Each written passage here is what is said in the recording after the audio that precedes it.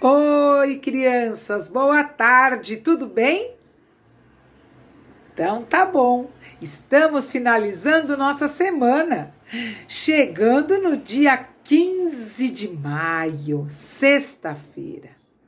Hoje nós vamos descobrir quais são os animais preferidos do Cauã, do Amir e do Yuri. Só que vocês vão ter que descobrir o segredo. A turma imitou o som que eles fazem.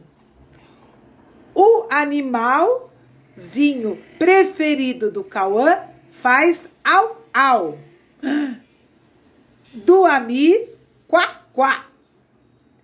E do Yuri, piu piu. Já descobriram o segredo?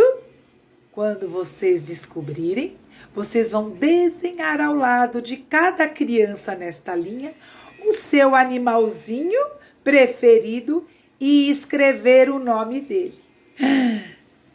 Qual será o animal preferido do Cauã? Au, au! Qual será o animal preferido do Amir? Quá, quá! E qual será o amigo preferido do Yuri? Muito bem, eu acho que foi fácil, não foi? Então, para que vocês possam se divertir mais ainda, eu sugiro que vocês retornem aquele vídeo que fala do som dos animais, que é bem legal. Tá bom, pessoal? Boa tarde e até semana que vem!